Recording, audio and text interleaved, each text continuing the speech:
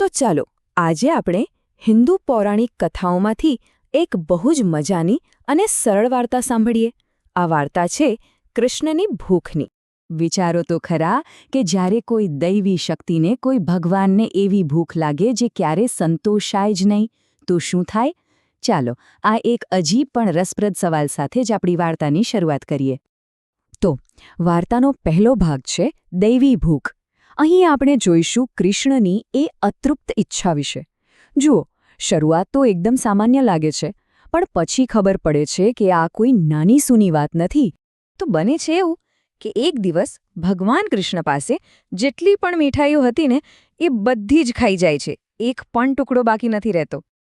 પણ ખરી મજા તો હવે આવે છે. આટલું બધું ખાધા પછી પણ શું લાગે છે? એમનું પેટ જ નથી ભરાતું. અને અહીં જ સમજાય છે કે આ કોઈ આપણી તમારી જેવી સાધારણ ભૂખ નથી. આ તો એક દૈવી ભૂખ છે, જે ક્યારેય પૂરી જ ના થાય. અને બસ આ જ છે આપણી વાર્તાની મુખ્ય સમસ્યા. સારું, તો હવે આ અનંત ભૂખનું શું કરવું? કૃષ્ણ પરેશાન છે, એટલે તેઓ શું કરે છે? તેઓ એક મિત્રને યાદ કરે છે. અને અહીંથી જ વાર્તામાં ગણેશજીની એન્ટ્રી થાય છે, અને આ એક ભક્તિમય મિશનની શરૂઆત થાય છે.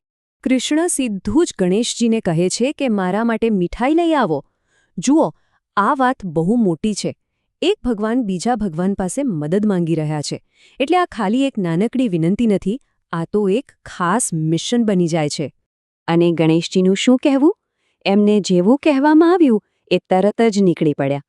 કોઈ સવાલ નહીં, કોઈ વિલંબ નહીં. એમણે કૃષ્ણનો અવાજ સાંભળ્યો, તરત શહેરમાં ગયા. ત્યાંથી જેટલી મળે એટલી બધી મીઠાઈઓ ખરીદી અને સીધા કૃષ્ણ પાસે પાછા પહોંચી ગયા. એકદમ સીધી અને સરળ ભક્તિ. હવે આપણે વાર્તાના ત્રીજા ભાગમાં પહોંચ્યા છીએ, જેનું નામ છે મીઠો બદલો.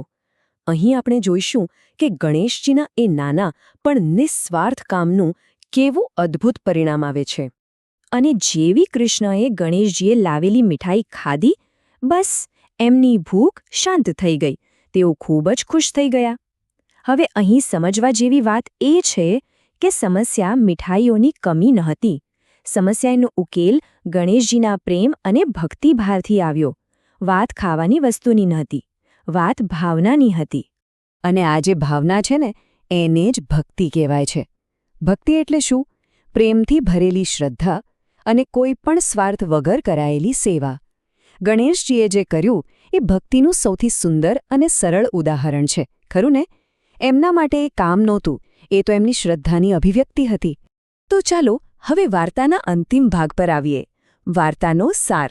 આ નાનકડી વાર્તા આપણને કયો મોટો પાઠ શીખવે છે? વાત બહુ સીધી છે.